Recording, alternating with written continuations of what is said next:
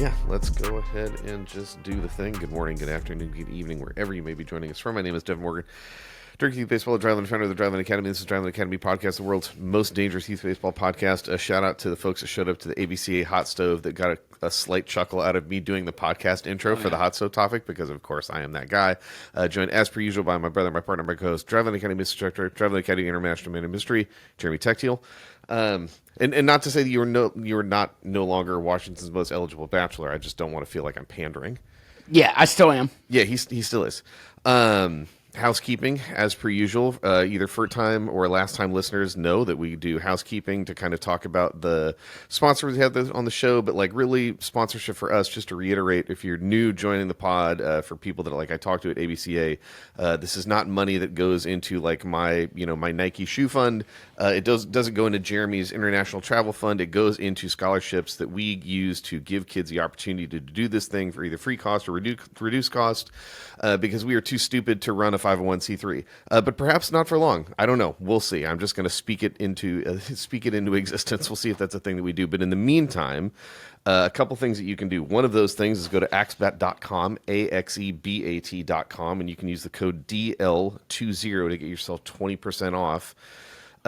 D as in district, C as in, or wait, what is it? No, DL. District, Lima bean. I don't know. It's D and an L and a 2 and a 0. Lima bean is 2 words. I know. My brain just froze. So yeah, it's District Lima bean. So DL. Ignore the B. 20. Am I making this convoluted enough for you? You'll remember it though. Yeah, right. To be able to get yourself 20% off at axebat.com. You got game bats. You got training bats. You got all sorts of good stuff that you can find there. And I'm trying to find the other discount code for the thing that we need to promote, and my email is not working, so this is super tight when I'm trying to record this live. We're going to give it one more time.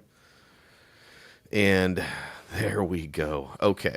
The other sponsorship thing that we have, and I think this is something like we probably may need to explain a little bit more, is my guy Ryan Freeman. Ryan has a business that he runs, because he's not just a baseball coach. He's a legitimate businessman. He's not a businessman. He's a businessman.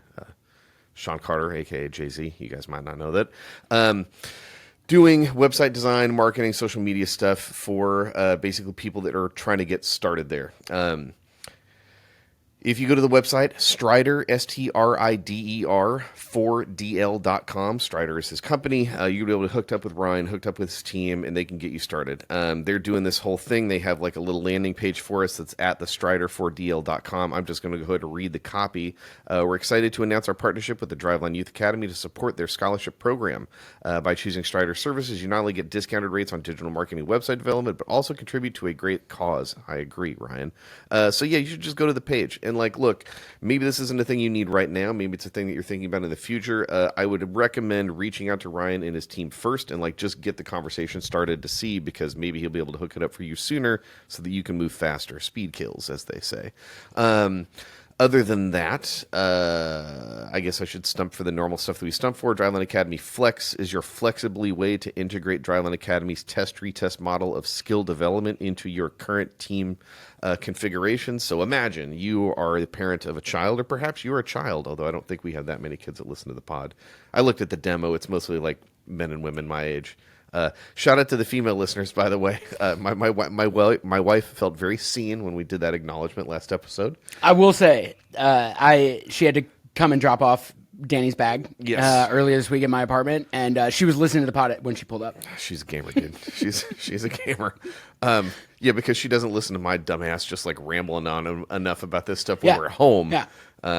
This is the signs of like a highly functioning 20-year relationship.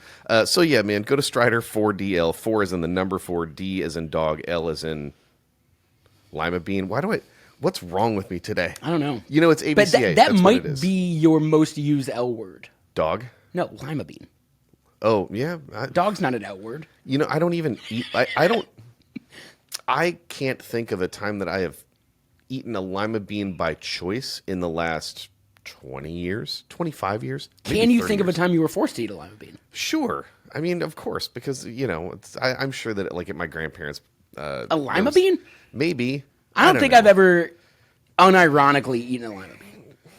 I mean, what do we like just like in a meal, or as like a side? Like I don't think I've ever seen like a lima bean just like sitting around. Okay. You know what? I have eaten a lima bean by choice recently. It's like a cowboy salad. It's like a bean salad, and it's like nice and briny. And you get some, some beans and some corn, some jalapenos. Like actually, legitimately good. Okay, and there were some lima beans in there. Right. Yeah, so maybe it's just like the long tail effect of me enjoying lima beans through the cowboy caviar. Actually, is what they call it, cowboy caviar. Has this intro to the podcast? This is a great intro. Yeah. Potentially be any more disjointed? Look, you can do the flexing. You want to do the Driveline. It's a monthly way to enjoy our test retest protocol. You're going to retest in the gym every 6 weeks. You can come in and do training in the gym once a week. And you're going to work through that entire period closely with one of our Driveline trainers who are very BN. The other thing you can do is the snapshots. You want to just come in for a 90-minute biomechanics assessments on kids because that's a thing that we can do now. You come in, you do the force plate stuff, you do your hitting, you do your throwing, you do it in our markerless motion capture lab, either here in Washington or in Scottsdale, Arizona, or in Tampa, Florida, and you get all of the datas distilled down into manageable chunks, again, by our trainers. P can kind of like navigate that world of being able to understand like highly complex stuff on the technical side, but then communicate that to you in actionable stuff. And that's the stuff that matters, right? Here's how your stuff is right now. This is where you measure up with the kids in your age group, and this is where you measure up against competition next year. So you can turn that into goals, and then you can train against that goals, probably jump into Driveline Academy Flex, but I digress. Other than that, we got bats, power bats, game bats. I'm sorry, game bats. We don't have game bats yet. Don't get excited. But also twist my arm. I'd love to make game bats. I'd love to make game bats, and I actually talked to Jay at Axbat about doing it, and then I had a dumb idea. He informed me that my idea was a little bit antiquated. I actually wanted to remake some of the hottest game bats in the youth side that were ever out there. Okay. And he was like, yeah, the tricky part is that we kind of under-index for how good the game bats are now. So we romanticize. No. You're saying that we romanticize something about our youth or about baseball? The old way baseball was played? No. Yeah. So, my idea that we could do the Combat B1s or the Z1000s or the Easton Comp Stealths and literally buy that bat and remake it based on its actual MOI. Then with current technology, he was like, you're probably better off just starting with a blank slate. So we're not doing game bats. However, Youth Underload Smash Bat, highly popular at the ABCA trade show. Super simple concept to explain. It's a skinny barrel and it's really light, so you can move it really fast. You have to move it accurately. Longtime listeners have heard this spiel before. The other thing we have is the Youth Power Bat. It's bat speed training done right. It's not going to ruin your swing because it's not excessively weighted so that when you go to swing, you lose the barrel and then you've just got the barrel dumper 9000, massively positive, excessively positive attack angle, cutting through the zone. We don't want that. Instead, you just want the power bat. You buy it, you swing it, you run the program. Bat speed's going to go up. Hitting performance is going to go up. These things are all good. Done. I think. Where were we? I don't know. Okay, I think. Hi, ladies and germs. I think we're just going to jump right back in after the technical difficulty, and we don't remember. Oh, you're going to cut after the housekeeping? Yeah. The technical difficulty? Yeah. So this is you rejoining us after a little bit of minor technical difficulty that weirdly this time doesn't have anything to do with us. Yeah. We just we didn't mess up the room. Lost traffic, which is not to say that all the other times we had technical difficulties it was our fault, because there was some culpability. Sure. I mean, I'll wear it if I have to wear it. So post ABCA debrief, I suppose, is a decent thing to start with. And I have some notes because I always have notes. Shout out to everybody that came up to me and just was like, "Hey man, I listened to the pod." There were way more of that this year. Way more of that this year, which is really cool. Sucks that we didn't have you there so that you could get to the same thing. But it just understand that it really is tremendously appreciated by both of us. So you guys came up and enjoy the pod. Shout out to anybody that was there for the youth hot stove that got me doing the podcast intro to start the talk, because that was fun. Where to begin? I weirdly was on the floor for probably the least amount of time of any time of the last 5 ABCAs that I've been at, because I had a crap ton of meetings. And I guess it behooves us to kind of talk about some of the contents of those meetings because it is, I think, pertinent to some of the stuff that we talk about all the time on the pod. You just dropped behooves and pertinent in the same sentence. I am proud. Failed English major, guys. I am proud. I'm trying to think of a way to do this so that you guys understand like the direction that things are going, because I do think it's important to acknowledge that like a lot of this groundswell of public opinion for people that are, I think, coming around to the way that we've been talking about youth baseball and the intention and the failings and the structure and the problems and the opportunities for 3 years. You know, like I mean, it probably pairs almost directly with the amount of time that we've been doing the youth summits, that you and I have been doing that on the pod here.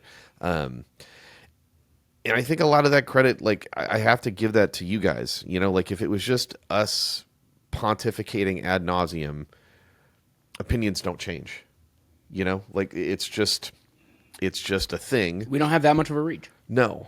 And you know, if you're going to listen to this show, for the length of time that we go on about stuff, you're down with the cause, you know, and I think understanding it from that standpoint that like, look, you know, we really do have a very specific perspective about youth baseball and I guess about youth sports in general, but also that we're trying to take this next leap of looking at the structural stuff behind it.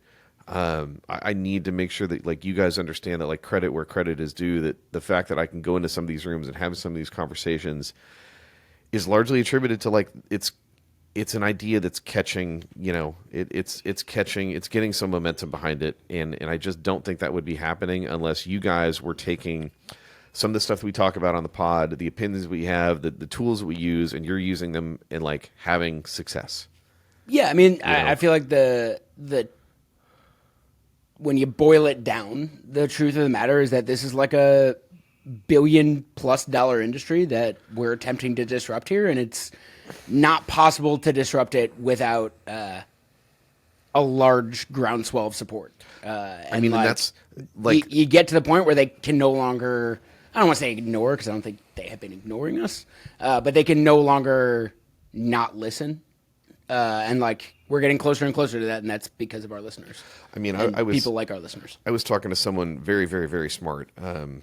Thank you. My second favorite, Jeremy. Okay. You see what I did there? Yeah, I do. See what I did there? My second favorite, Jeremy Goldberg from League Apps, who like he called me smart, and I'm like, dude, you've run like $6 billion through this platform that you have that is providing a ton of leverage to teams and leagues and organizers. So, who's the smart one? You know, Jeremy is. All the Jeremys in my life are really good people.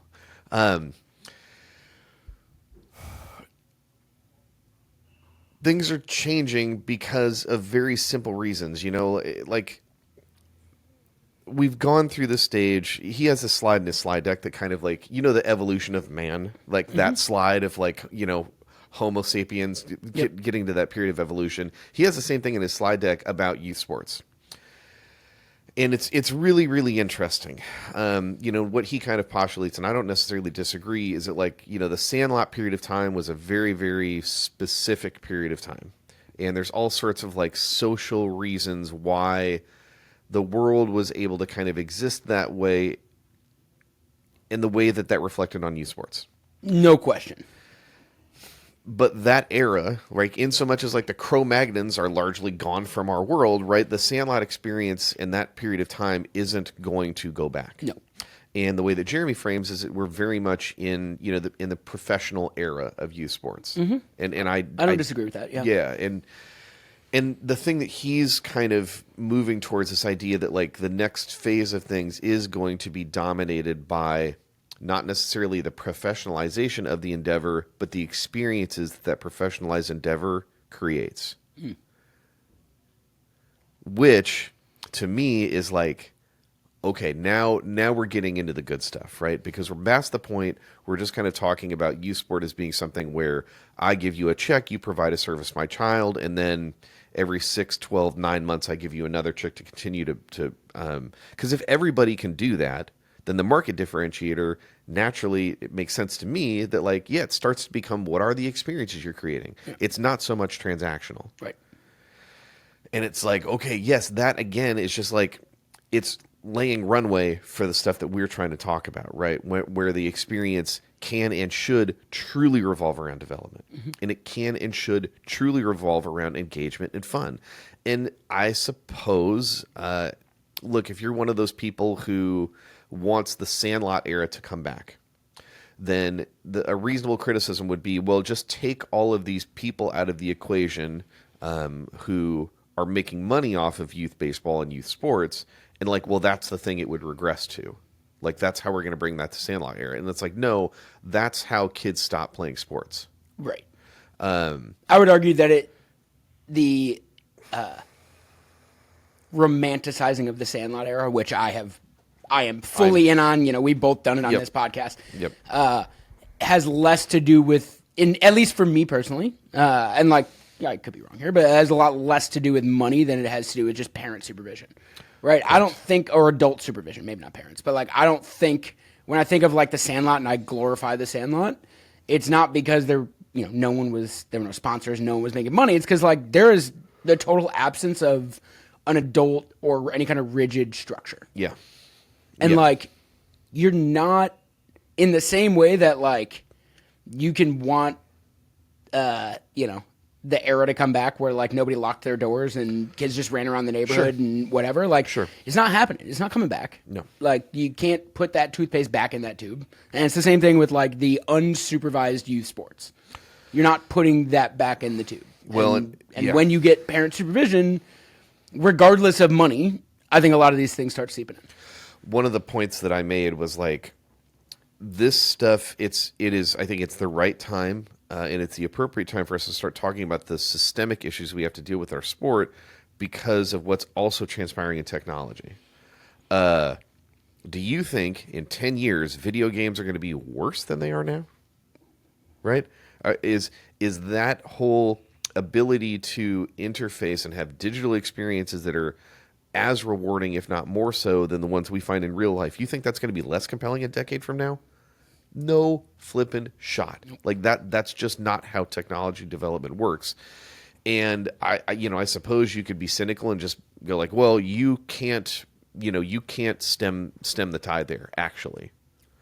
And I suppose I buy that argument, but in so much as in the next 10 years that we have an opportunity to continue to have sports be something that's relevant for children because we believe in the value and the benefits therein, then this is the time to act. Right? Like this is the time to act. This is the time to start going like, okay, we can weaponize the fact that we have professionalized youth sport and start to drive for some of these systemic stuff because some of the structure just needs to be created. Yeah, I think that's the key point, right? Like you can't, I do think that we have professionalized youth sports and we're probably not going back. Yeah. Okay, within that structure, how can we professionalize the coaching around it? Correct. And I think that's a great point because when we start talking about professionalizing youth sport, I think it's reasonable to go like, well, does that mean that you guys are just looking to like harvest all of the players out of rec grassroots baseball? And it's like, no, that's not it. What we want to do is I want to apply the same structure everywhere and have grassroots baseball be actually aimed at a specific customer. And have those kids and the men and women that are coaching in there have the opportunity to benefit from some of this system. Because if that system revolves around things like coach training, about digestible practice plans for moms and dads who just coach baseball from like 5 to 7 p.m. 3 days a week, that's a systemic benefit that professionalization can bring. Because guys like you and me, men and women that listen to this pod, you guys know what you're doing, right? It's that other cohort of parents who are well-intentioned, they want to do a good job, and they don't have time. Yeah, and I think the professionalization of youth sports brings a bunch of other problems. It's some stuff we got to navigate right for sure. to the table of like, when you're 12 and 13, why should you want to professionalize in anything? Right. And like it removes inherently professionalizing something removes the joy in a lot of cases. Sure. Right. And like, you hear professional baseball players talking about all the time, right? That's the business side. Yeah. Right? That's the professional side of this, right? Like the rest of it, when they say something's a business side, inherently what they mean is the other side is not business side. Yeah. Right? The other stuff I do, I don't attribute business to it. So if a big leaguer doesn't view playing baseball as business or training as business, and what he views as the business side is like the actual contract and those kind of things, it's dangerous to like treat kids like you're a professional athlete, because even professional athletes understand that there's like a clear line there. Yeah. And they don't necessarily, most of the time when you hear people talking about like the business of sport, it's in a negative way. Yes. Right? The business of sport has seeped into the dugout because like they understand, whatever, free agency or whatever it is. And like this is the thing that we're putting on our kids at a young age. Yeah, and I think to get really specific to me, when I'm talking about the way that you bring like professionalization to some aspects of like grassroots recreational neighborhood baseball, what I mean is taking some of the structure that like we enjoy here because all of our coaches are professionals, and finding a way to translate that and making it palatable for facilitators. So that, I think, is the most crucial point, because when you talk about professionalizing youth sports, I think a lot of people will jump to the conclusion of treating youth athletes like professionals. Yeah, and it's not correct. As opposed to like making sure the structure that is in place for professional athletes to get better is also applied to younger athletes, because the same structure works and can be moved down. Yeah. My argument is you have to make that a heck of a lot more fun. You have to add a heck of a lot more fun into that structure to get kids to keep playing. One of the, we have a 14-year-old in our academy who has been here since he was 11. And like, this is going to sound mean because I loved the kid, but like never took this seriously. It was a social thing. Didn't ever seem like he wanted to be here. And was just like, it's fine. You're a body on the team. Like you're not a negative by any means. Yeah, not a negative. But like there was no one in their right mind that would have looked at that kid and said like, we might have something here. Well, he had a lot of fun, so he kept coming back. Now 2 years later, he's 14. He's almost 6 foot. Voice dropped. He has a little bit more focus. Yeah. He cares about things a little bit more because that's what happens when you get older. Yeah. And now he's kind of a monster. Yeah. And like that's a kid that if we had tried to professionalize that too much when he was 12, I'm out. This is not fun for me. Yeah. Right? And like that is my biggest worry with professionalization is we're gating out the 12, 13-year-olds who don't want to treat this professionally. Yeah. And I think to me, when I think about the more like 30,000 foot view of the positive benefits of professionalization in youth sports, it largely means making it look a little bit more like education when it's working well. Correct. And that's the place I want to be in. Professionalizing the way practices are run, the way coaches are trained, those types of things. Very specifically, it is not professionalizing the way we treat athletes. Correct. Or the way we give them information to digest. Yeah. Like those things have to be different. The way you talk to a professional athlete and the way you talk to a 12-year-old have to be different. You can't professionalize that aspect. Yeah. You can professionalize the structure around everything and then let really good human beings who are really good at communicating with youth athletes or youth at all. The youths. Plugging them into this system, into this structure. Yeah. And letting them work within that structure to like care about these kids and make them better over time and instill that love of baseball. I think when people hear professionalization, when I hear professionalization, I think the message that can get run with very quickly, and it's very dangerous, is we have to treat these kids like professional athletes. Yeah. And I think in a lot of cases, frankly, I think that's what people, a lot of cases, think we do. Yes. And it's actually, in a lot of cases, what like the big travel programs around the country do. Right. Is they treat these kids like professional athletes in the sense that like, if you are no longer valuable to their bottom line, they will move on, right? That's the business side of it. And like, we don't have to introduce kids to the business side of it that early. No, I mean, and you're almost incentivized to do that in some aspects relative to like normative behavior in the current era we are in professionalization where you have the capacity and some incentive structure to do that, but there's no system, right? There's no system, which is a dangerous place, I think, to be, right? I think. Do you remember there was a Time article that got a ton of traction, probably like 10 years ago, and it was like the professionalization of youth sports. There was this kid on the cover taking a swing. Do you remember that? No. It got around a lot. Again, Jeremy from League Apps uses it in his sales deck. That's what reminded me of it. That kid is now in college, and I'll find the link. I'll send it to you. Because he was like 8 or 9 at the time, or maybe he was about to turn 10, and he was like training 7 days a week and had like 4 or 5 different coaches, and it read like you've got a kid who really, really loves baseball, and you have parents that are highly motivated and also don't really know when to stop. And like the kid had like a cage in the house, and he had a speed coach, and he had an infield coach, and he had a hitting coach, and a pitching coach, and like this whole deal. And that kid just committed to Rutgers. He's still 5'8". And I hope that at this point, going through his high school baseball career, starting to go play college baseball, that he still loves it the way that he did when he was 8, 9, 10 years old.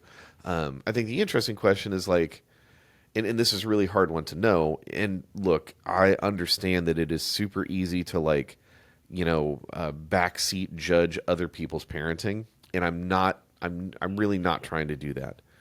But in so much as that kid is representative of a lot of kids and parents who make that choice, where they're just they're gonna go in with both barrels, and they are like hyper early sports specialization, hyper professionalizing of the training, which is different than what we just talked about with like this educational focus, wherein when it's going well, the top like value item is engagement, right? It's not skill development, and it's engagement. And for the 14-year-old that we were just talking about when he started with us when he was 11, it was engaging. Right. I remember that kid doing like LTAD curriculum games that we had, and we knew he was kind of like a freaky athlete even when he was young.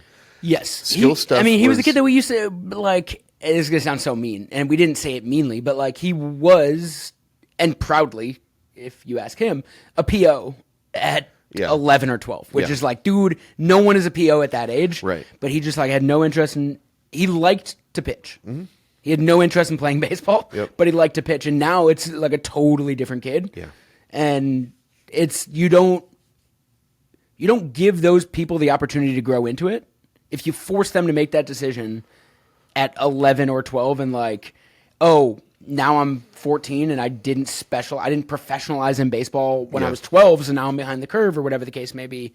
I feel like I talk about his pod so much on here that I feel like I should get some sort of kickback. But like Bill Simmons, his end of the year pod, he had his daughter on. Yeah. His daughter's a college soccer player, and like it's funny because I've listened to his pod forever, and like this have gone from like listening to him at youth soccer tournaments. Yeah. Through like her growing up and now her in college, and he asks her, what would you have told your, younger self at like this point? And like, it was really telling that she was basically like, you have to love this for yourself. Yeah.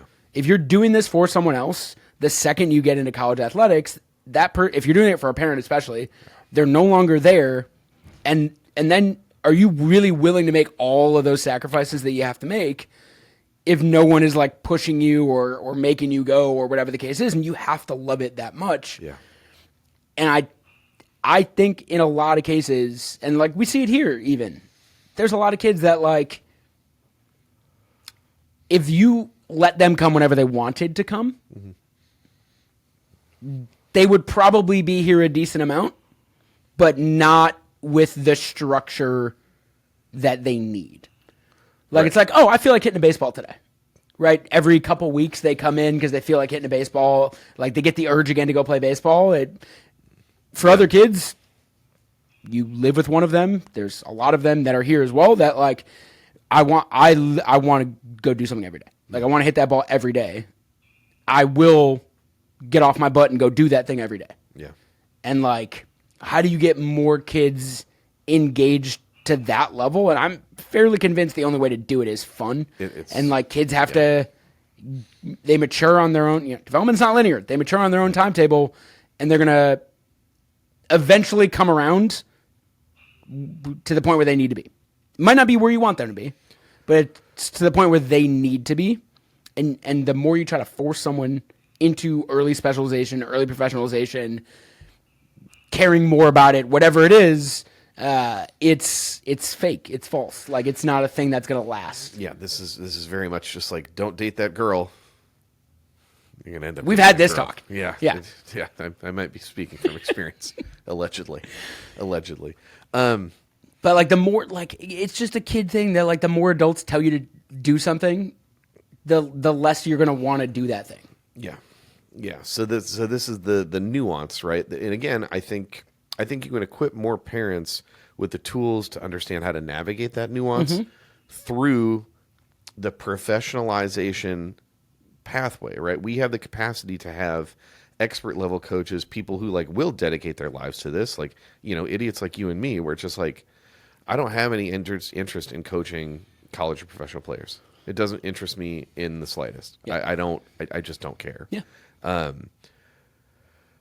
People like us can take some of our framework for the things that we understand, the experience that we've had, like what works, what not works, and then distill that down to facilitators, either at the other levels of professionally aspirational coaches or grassroots coaches.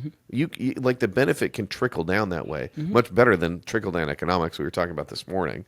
But I will say some that people like, are saying some might say not work. Some say.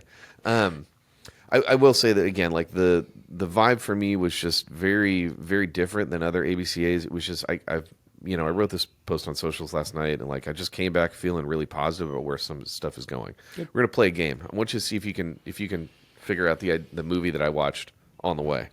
On the way to ABCA. Yes. Okay. On the plane, I assume? Yes. Okay. Yes, of course. An idea is like a virus, resilient, highly contagious. The smallest seed of an idea can grow. It can grow to define you or destroy you. You know what movie that's from? I can give you the director, but if I give you the director, it's going to be super Is it easy. Inception? Babe, it is. Yeah. Watching Inception on the way, and it did make me think about like the other thing that we're advocating for. This is idea of like universal pitch counts. Segue master over here.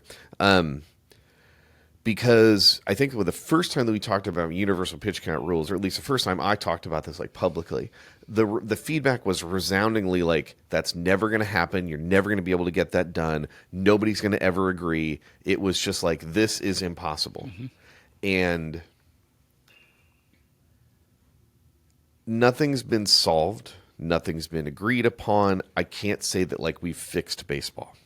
But nothing is impossible. Cue Kevin Garnett. Cue the meme. I'll just throw it right here maybe if I have the time. Look, man, it's just an idea. And I think, I thought a lot about this in the meetings that I had all flipping week. The meeting generally starts with me trying to communicate the idea. And the idea is very simple. We want more kids to play this game. Agreed? Agreed. Okay, cool.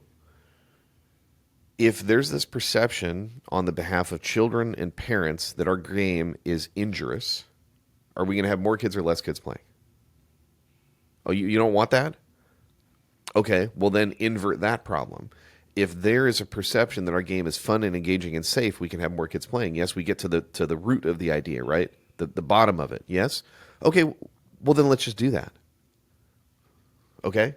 Like, I want to give a strong, and incredibly strong appreciation for John D'Angelo at Major League Baseball for his involvement in kind of pushing this forward. Funny enough, and John, hopefully this doesn't weird you out.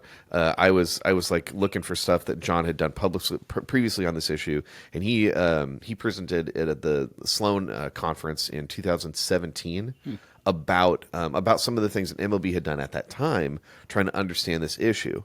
And I think we talked last episode about the new MLB pitching injury report and the statistics that are in there. And on page 32 of the report, because it may have gotten to the point that I've memorized a little bit of it, there's the graph of the percentage of youth UCL reconstructions that have been performed by Dr. James Andrews and the Andrews Institute.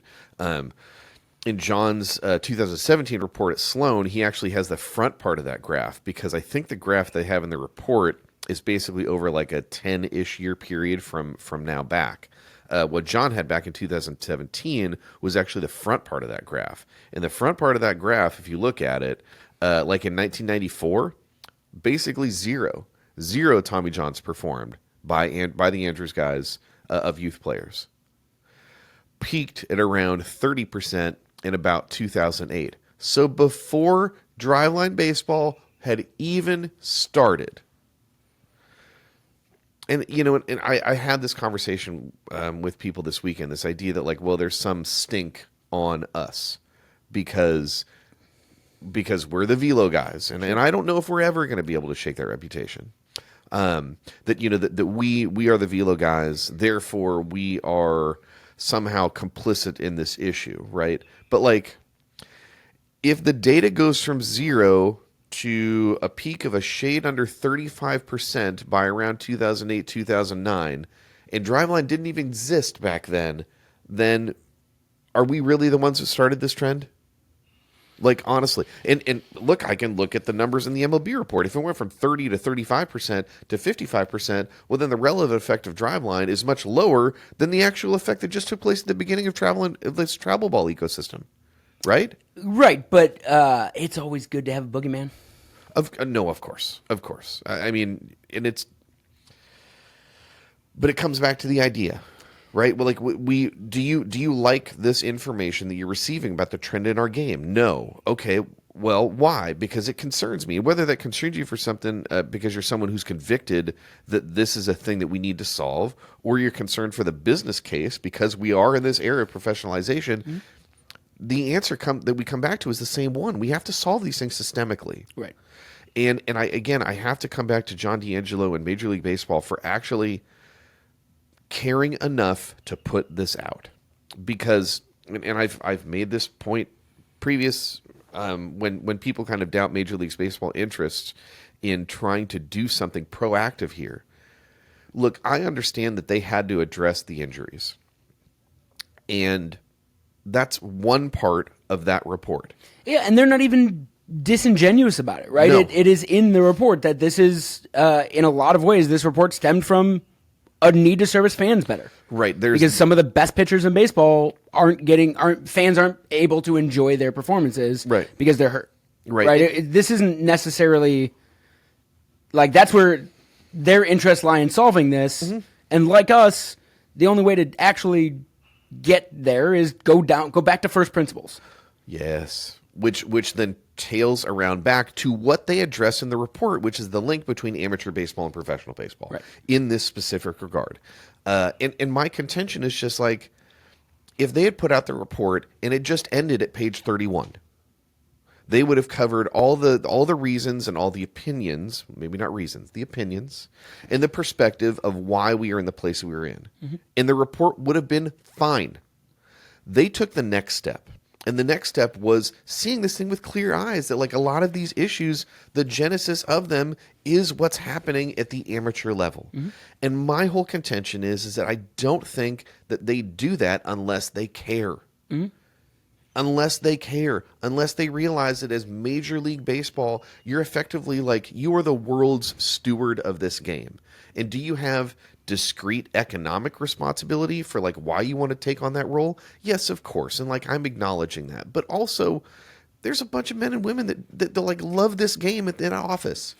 I worked in that office. You know. I can promise you that that's what exists in that office. Right. And if you're just going to be cold and calculating about the professional ramifications of potential Cy Young winners getting TJ in, like, the first month of the season, then the report ends at page 31. Right. But it didn't. Yeah. So again, this idea, you know, that we've stumped for a while, this idea of universal pitch counts, like, I'm not going to blow up the spots of people that I had meetings with, but, like, whether they went into it with, like, tacit agreement first, or if they went into it with like a lot of skepticism, they all came around. And it's guys, and it's not me talking to like Joey's, pirate baseball tournaments in Missoula. No, you didn't get through to Joey Batts' parents. No shot. Yeah, Joey Batts. Sorry. Any longtime listeners, you might have to go back and find that one. No, it is like the biggest tournament providers in the world. It's the guys that run just like millions of kids through their program that are participating in this conversation and are not saying no. And I'm aware that that's different from saying yes. And, and at this point, I don't even have anything for them to say yes to, right? There's a lot of work in front of us. I would disagree. You absolutely have something for them to say yes to. Well, I can have them say yes to an idea, right? Yes to a youth baseball needs to be fixed. Yeah. Great. We all agree. Now we need to agree on where do we start. A healthy amount of skepticism is fine. If we're talking to people who who think that weighted ball training is the problem and not pitch counts, fine. Why don't we put structures in around both of those things and maybe try to fix both of them? Sure. Because I'm all for structure around weighted ball training because we have that. Dear, for the love of God, right. Yes. Like if we're gonna horse trade here and I get to say that we're gonna have universal pitch counts and you're saying fine, we need structure with weighted ball training. All right, pull my arm, but I'll agree to that as like a tit for tat, right? Because we don't have to burn a single calorie to do it. Exactly. So that's it starts with just agreeing on something. Yep. Right. Like if we can boil it all the way back down to first principles and say that we want more kids playing baseball. Can you possibly disagree with that? Nope. Great. That's where we start. Okay. Now what do we have to solve? Now what's next? Yep. Right? Okay, so if we want more kids playing youth baseball, what's the next step? Where do we lose the most kids playing youth baseball? Why do we lose the most kids? Right. How can we put in measures to stop that or whatever? And then these are actual conversations and not just people yelling at each other that I'm smarter than you or your method gets kids hurt or whatever it is. It's we're all, in theory, we should all be in this for the same reasons. Yeah. If we find that there are tournament organizers, gear, equipment providers, whatever it is that are pushing back, then hey man, you might not be in this for the right reasons. Sure. If you're pushing back on more kids playing youth baseball because it impacts your bottom line in some way, you are not someone who should be involved in these conversations. Yeah. And it's an interesting thing when you think about the direction in the next 5 to 10 years, right? There's a difference between scaling for scale and scaling for growth, right? I think it's reasonable to assume that this current trend of this rapid increase of travel in select baseball teams is probably not going to change, right? Or it'll just kind of continue on the same trend line that it is now. That's scale in my mind. Growth, though, is a different thing. Growth is having that type of scaling paired with structure, right? It's how you grow the right way and you don't lose the secret sauce. This is the Danny Meyer, the Shake Shack burger has 2 shakes of salt. Not 3, not 1, but 2. Yeah. Because that dude solved for growth, growing the right way. And right now we have scale. We have massively increased the number of travel and select baseball teams. Shout out to anybody that came up to me at ABCA and we were having a good joke about the youth player pickup portal, whatever the crap that is. That's scaling, right? That is a system that's designed to solve a scale problem, but it inherently creates a growth problem because you have youth select and club teams who are introducing players in their ecosystem that they don't know from Adam. That's how you grow the wrong way. What we're trying to do is grow the right way. And again, I don't want to start naming people, but at the highest levels of things and at also the most significant economic players, they are at the table and they are part of this coalition of people that are involved in this conversation. And if you had told me that that was a thing that would be happening 3 years ago, I would have been like, yeah, no shot. Yeah. I would have said that too. But I sat down with one of those tournament providers who has a crap ton of people in their system. And he started telling me about his 12-year-old who got overused and had a growth plate problem. Right? The men and women that are starting at the levels of making these type of decisions, they're all kind of like our age. So some of them have kids and they're starting to experience this thing, whether they're younger kids who are just when he starting says to our play. age, I'm still the most eligible. Yeah, I'm bachelor. sorry. Yeah, please. I'm much closer to death than Jeremy. He's like 2 decades younger than me. One single decade. Hey, there could be. I'm trying to. We don't want people thinking I'm 22. Oh yeah, no, you're 23, right. You're right. you know. Yeah. Anyways, point being that like that, that was one of those conversations that I had this week that was just really, really eye opening, because sometimes I do think about this as just like it's our like crusade. Yeah, and unfortunately, look, man, this is human nature. Sometimes people need to feel the problem before they actually solve it. Yeah. And they can hear about it and they can dislike it, but until it actually impacts them personally in their lives, they don't necessarily have a bunch of fire and motivation to solve that problem. But then that problem lands on your doorstep. That problem lands on your doorstep, and you're, I assume, very frustrated that this hasn't been solved already. Yeah. Right, Yeah. and then it should be obvious that it hasn't been solved because like people don't want to solve this proactively. Yeah. This is a tough one to solve proactively. Yeah. We've talked, and I feel like it's been a while, but we've talked about USA Hockey on here and Yes. how like they don't necessarily do it the stupid way. Do you know what happened this weekend? USA World Juniors. USA Hockey once again. Went and won the ship. Eat it, hosers. Canadians didn't even get to the Final Four. I mean, look, that's the other part too, right? Is it like We have an example. Yes. And like it's a smaller scale. There's a lot less kids playing hockey in this country than baseball. But like we have an example of like how this can be done in the right way in this country. right? And what we have right now is we have scale, not growth, right? We have that rapid increase again in the MLB pitching injury report, right? The number of kids that are throwing 95 or better at the PG Natty, right? But hold that slide there, and then hold the percentage of youth UCL surgeries right next to it. Right. It's scale, it's not growth. And I am just as convicted as you are that like the reason we take this really intentional path, the reason we have all this structure, the reason if they said tomorrow that you can't do weighted ball training without structure, it wouldn't change our operation a bit, is because the developmental capacity for results. Right. That's the thing. Right. Like and because like we know, boil it back down to first principles. We want kids. Everybody is going to agree that we want kids to play baseball. Yep. I don't think anybody's going to disagree that baseball not so fun if you're not good. No, it stinks. So like, I would say there's a pretty large low hanging fruit there of if we make training more fun, and if we increase the talent level of younger players by focusing on training more than just going out and playing games, you will probably solve a sizable chunk of that group of kids Yep. that drops off. Yep. Because it's not fun to strike out every at-bat. Yep.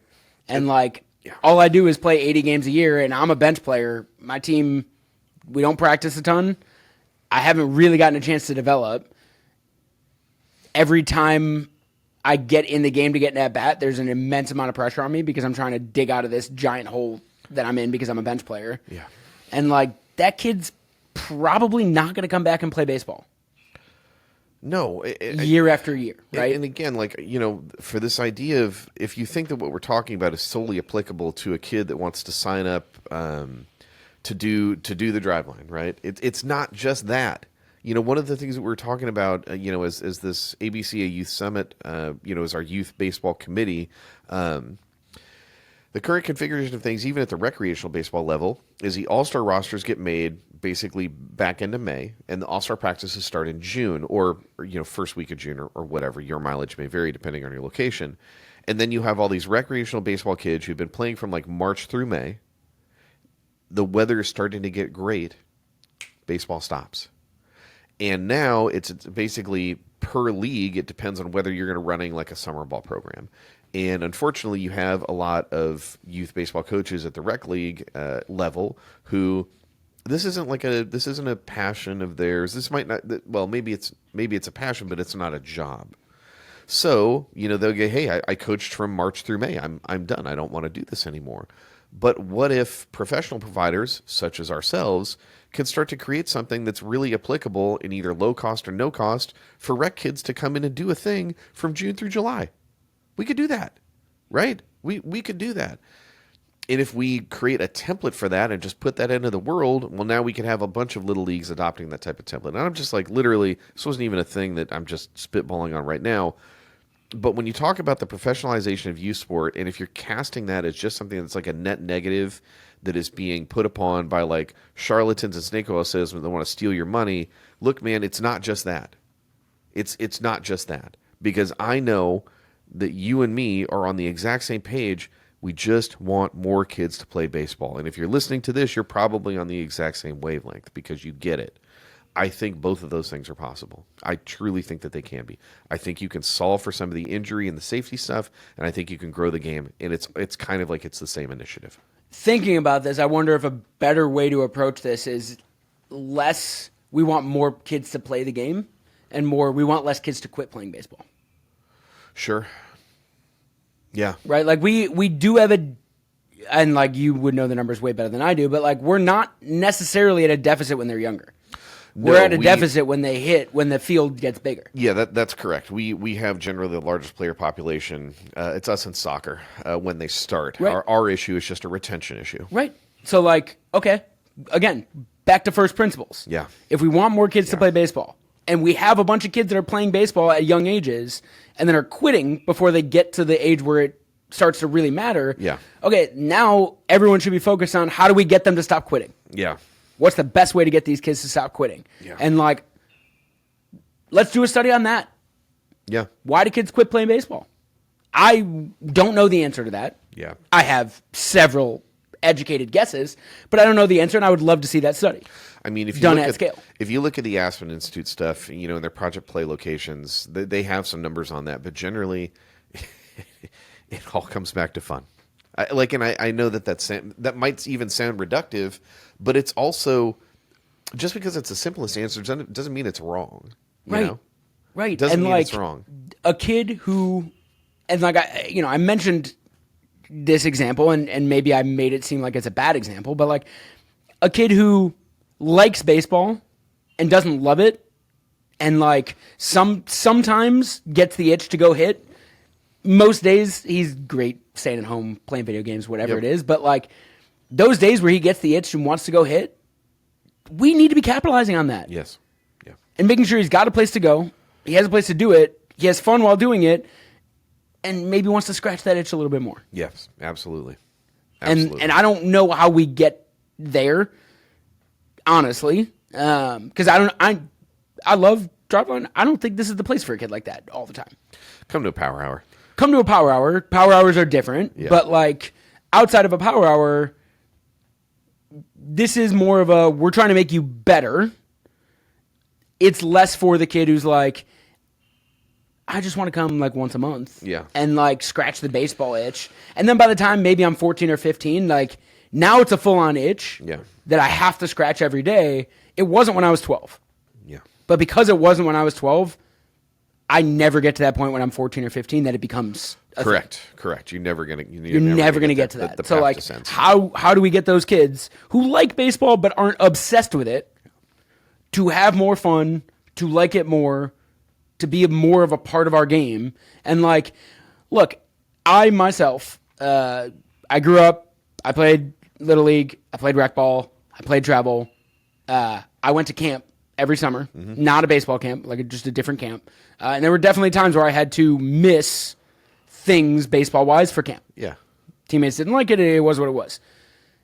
Fast forward, if I'm a child nowadays, and the only team that I have available is playing 8 tournaments over the summer, and I have to miss 4 of them for camp, I'm not playing on that team. Correct.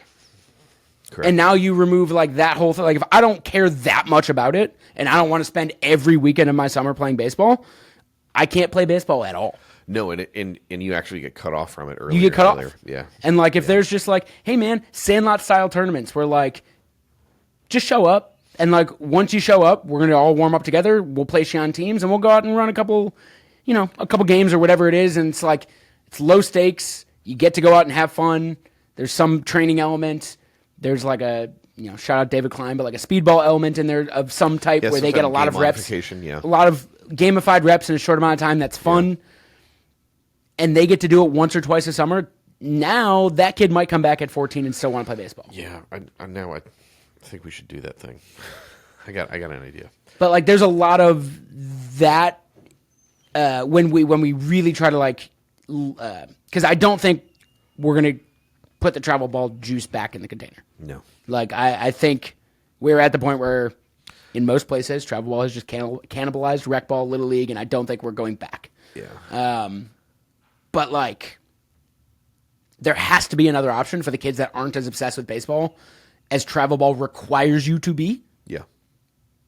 Because those kids, if we don't have a place for them, we can't possibly get angry that they don't even like baseball by the time they're 16. Yeah, well, and the interesting thing is, like, a guy like Rob Haney, who I've shouted out before on this podcast, and I will continue to shout out. He's the chair of our youth baseball committee at ABCA. He's also just like the guy that I want to be like when I grow up, whenever that actually happens. What they do with the Northern Virginia Travel Baseball League is they only play on Sundays. They only play on Sundays. And Rob said a couple different times in a couple of our meetings, and I get super fired up when he says it. He's like, as long as I'm alive, I will not change that rule. And he knows he could run travel ball 7 days a week. And if he could run travel ball 7 days a week, that the economic impact that would have. And he's literally choosing to run this in a way that it doesn't cannibalize from the recreational baseball, what they call house baseball back on the East Coast. They see it as like a house of travel living together because you can have house ball during the week and then travel on Sundays only. And then they're also talking about informing pitch counts on Sunday by what happens during the week, which is what we're trying to push for with this universal pitch count rule. We're going to get there. It's going to take some time. I think I was initially thinking about this being something that we could like get rolled out in 2026. I think it's probably like a year later, honestly, because now there's some other stuff that's kind of safety related that's all coalescing into the same space. But we're gonna do a thing, man. And like we shouldn't move too fast on this. Yeah, no, I would. We should think through all the ramifications, all the repercussions. Yeah. Like knowing that there's a lot of money in youth sports and money tends to corrupt things. I haven't even thought of this all the way through, but like, what are those potential downsides if we have a universal pitch count? Yeah. Like, are there? Like, I don't know. Like, what kind of things start to pop up? Yeah. In that case, because like, it's not going to be nothing. No, there's going to be something. Like, one of the things that is potentially you're going to have to confront is a good standard is going to have to be one that is highly digestible. And I think, look, you can throw criticisms at the pitch count standard, but I don't think you can criticize the fact that it very clearly defines pitch count with rest, like a direct correlation of those two things. Correct. When I first started talking about our R&D team, shout out to Hedgertronic and Connor, about some of the stuff that we're going to start investigating in January here. They don't really know a lot about youth baseball, but they're smart. So they immediately start going like, well, what about like the position player workload? We have to account for that, right? Well, what about, bullpens during the week? We have to account for that. And the reality is if in a perfect rule, you would want to account for all of those variables. But that means that the inputs that need to go in are more and more complex and varied. They're going to be less and less likely to be compliant about tracking them. So now you have something that's like excessively complex, and it's just going to be fundamentally incomplete. So the application of that type of standard would actually be worse than something that is simplified, like PitchSmart is now. The problem is that a per age pitch count rest day rule inherently ignores some of like the physiological variability that you would find at each age, right? Like a kid, And the interesting thing is that, like, when I was talking to people about this over the week, this got brought up a couple times. And somebody was like, well, that 12-year-old that weighs like 65 pounds is very different than a 12-year-old that weighs 165 pounds. And that 165-pound kid should be able to throw more. And I was like, actually, if you really want to get into it, and we'll have to take a look at the data because that's what this is going to define this whole process. But the thing I might wonder is if the young kid could actually throw more than that 165-pound kid. Because 165-pound kid, less force. Yes, because that tiny little regressive 12-year-old is producing such less force that kid could be allowed more.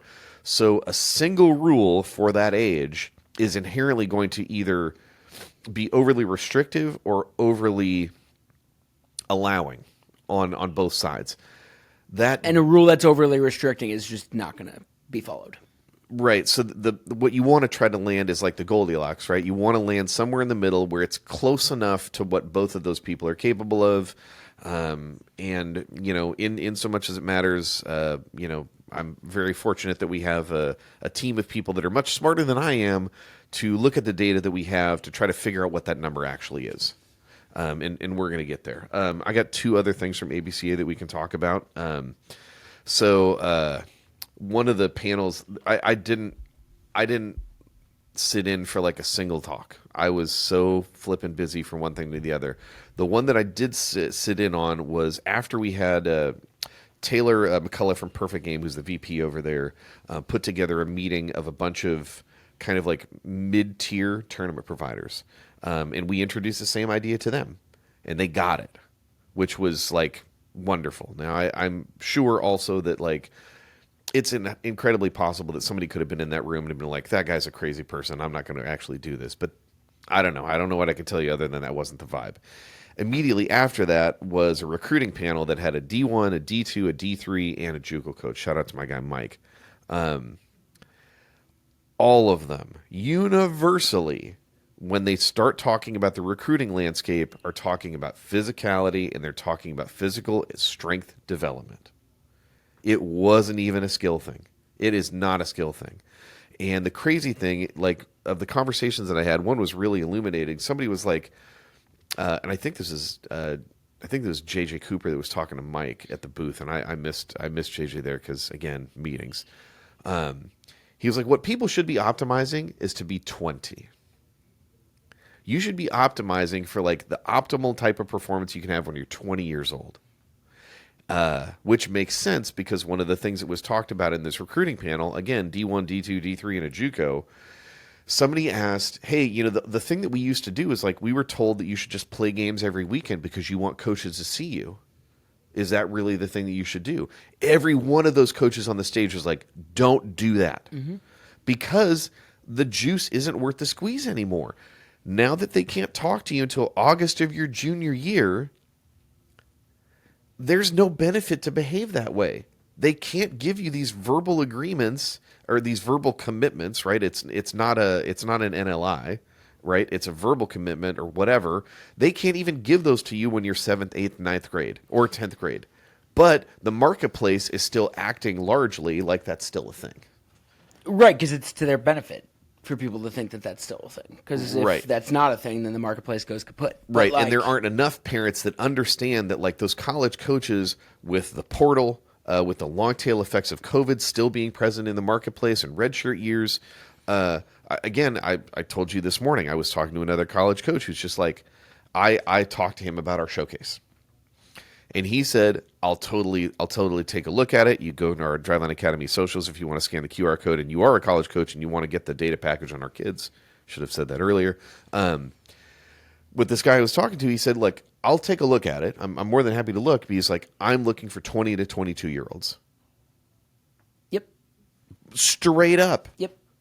And that wasn't a Power 5 coach. No, it's not a Power 5 coach. And I think Power 4, whatever. Power 4, yeah.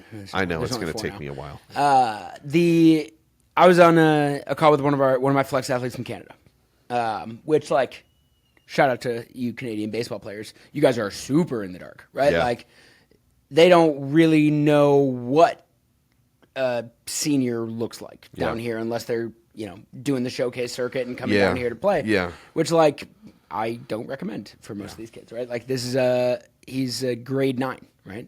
So he's a 14-year-old, 15-year-old. And the question they had was, what does his hitting velocity need to be when he's a senior?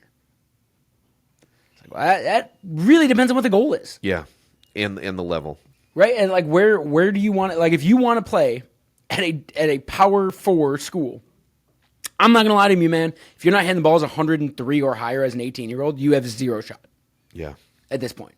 Because like they're just going to take a 20-year-old who hits the ball 101, right? Yeah. Like he's more physical than you are. Yeah, and he's also played the game at that level for another 2 years. Right.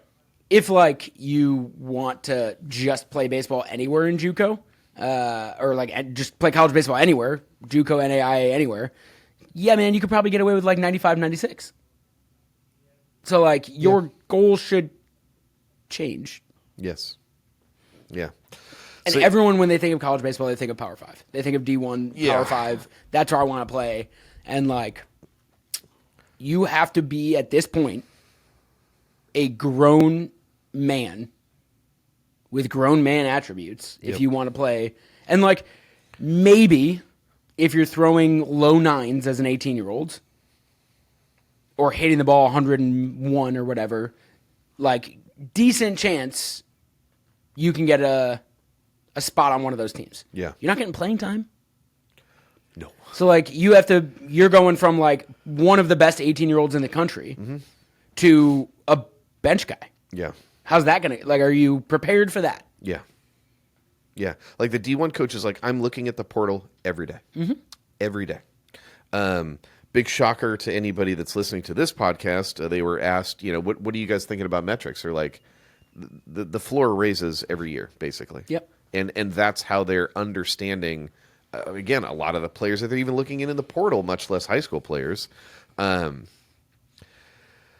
was just the thought was relative to kind of recruiting. And again, making that choice about colleges is that you got to understand that this is going to be like a multi-year process. So this idea that like you'd orient for being the best version of yourself at 20 should inform a lot of the choices that you're making from 13 through 18.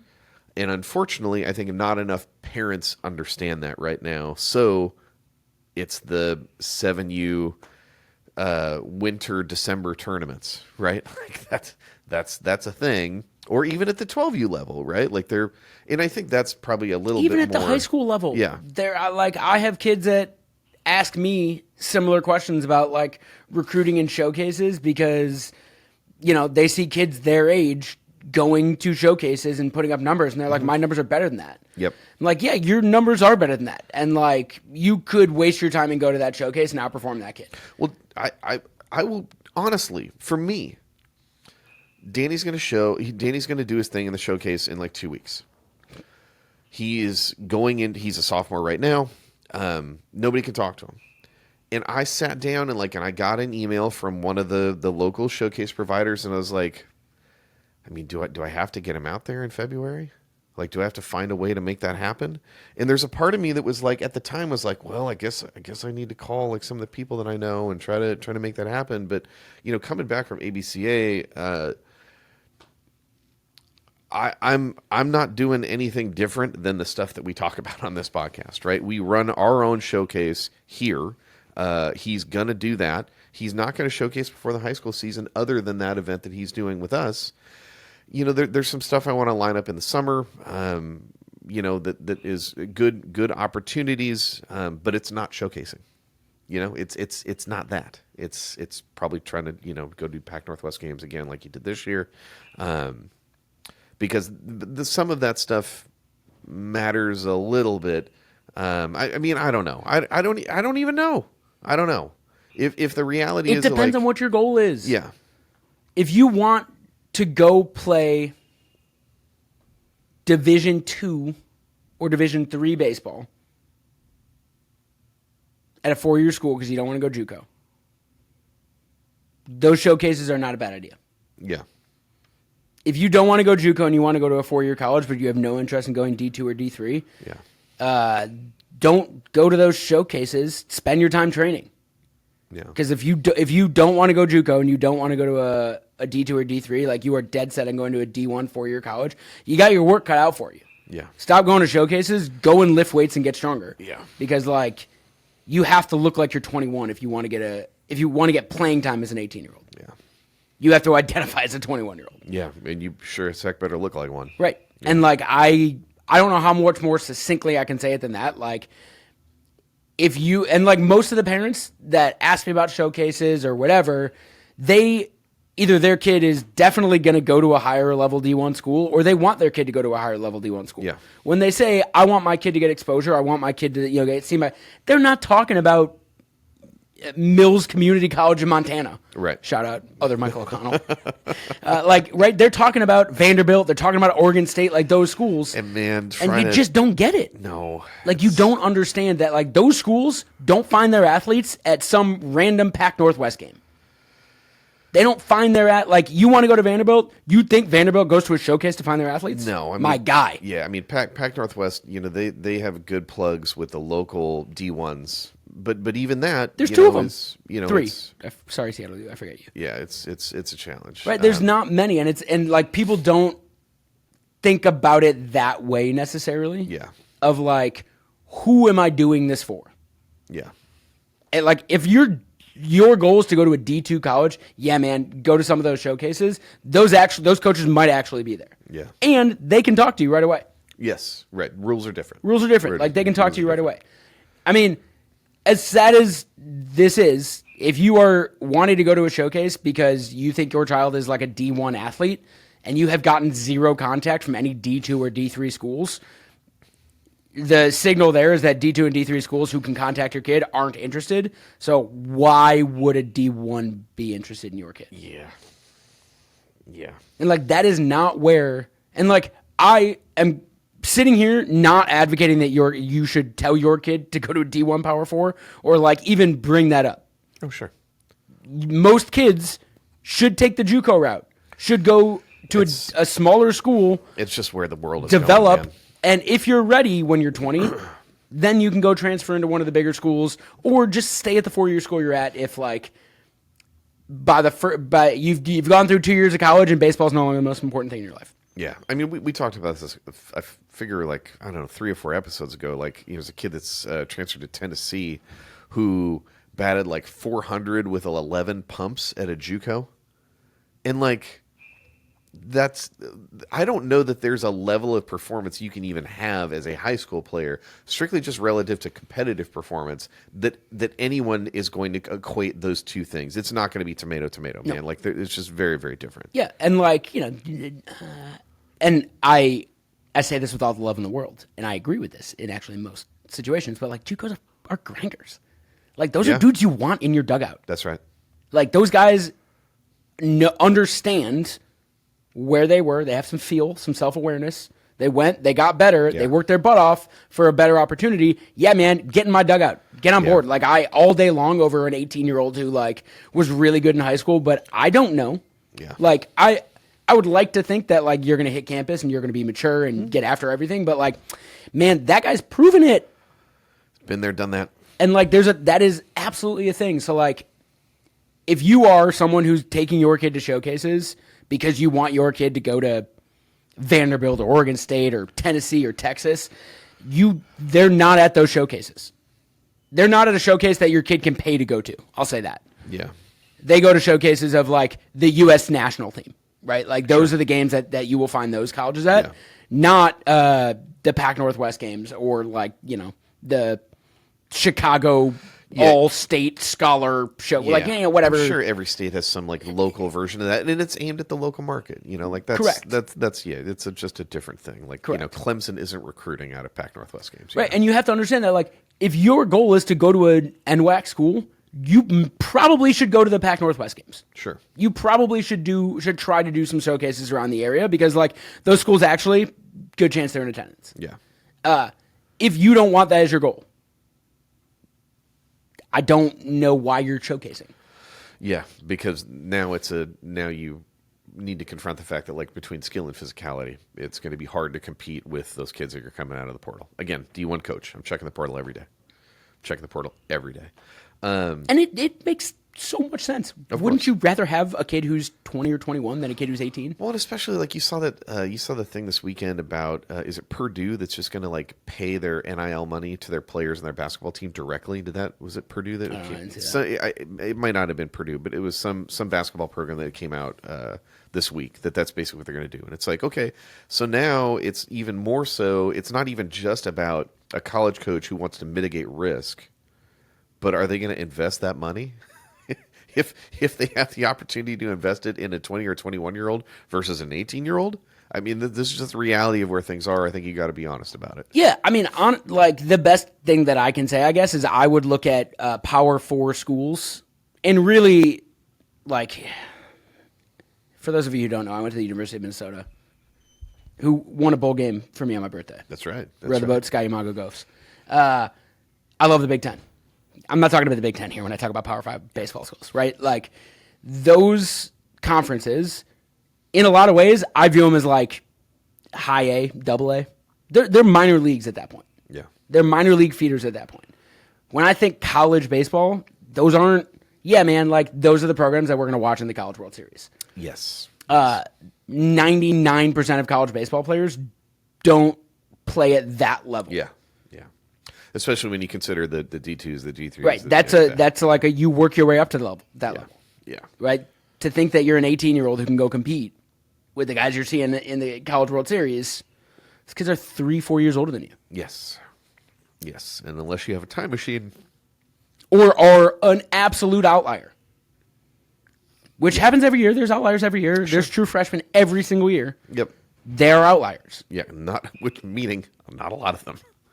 The only other thing I had from ABCA that I thought was pretty hilarious, we had some guys that come up to the booth. At one point when I was hanging out at the booth and talking to folks, they were talking about how they're using our stuff on the softball side. These girls are crushing, and they're literally crushing. Like it works. It works with softball. I mean, I don't know. I don't know how to get this message out better.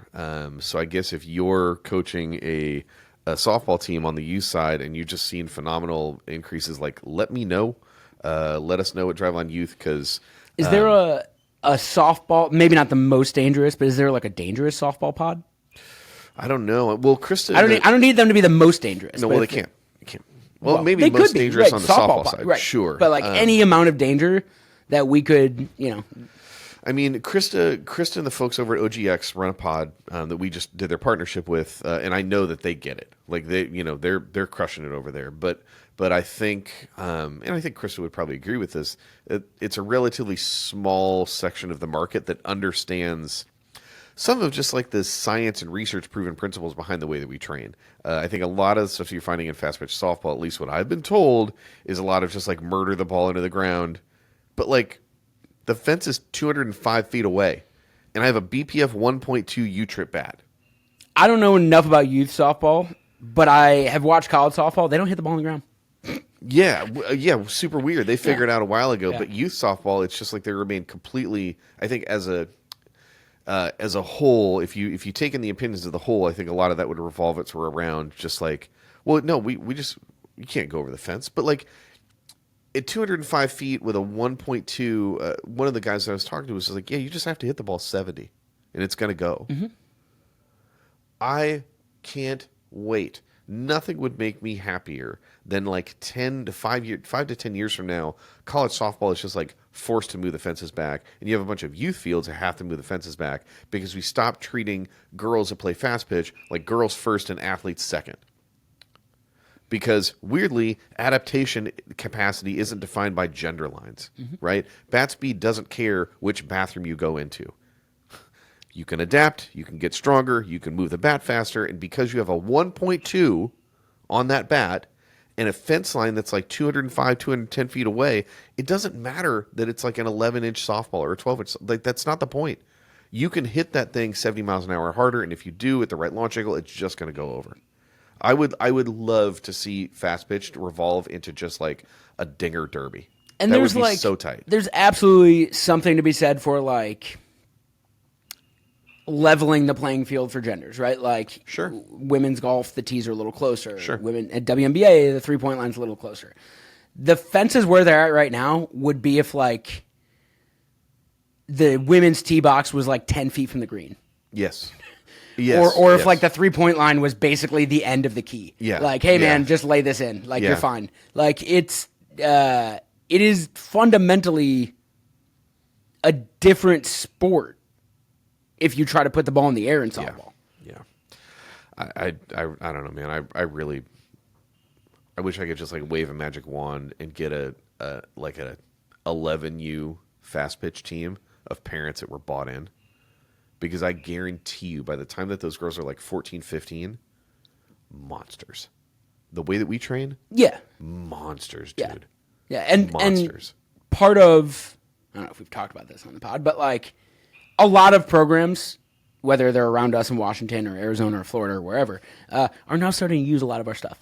Yes. Right. So like that, the playing field hasn't leveled. We still have a large advantage with the stuff that we have in here, but like, it's not like there aren't any teams doing any kind of training. Yeah.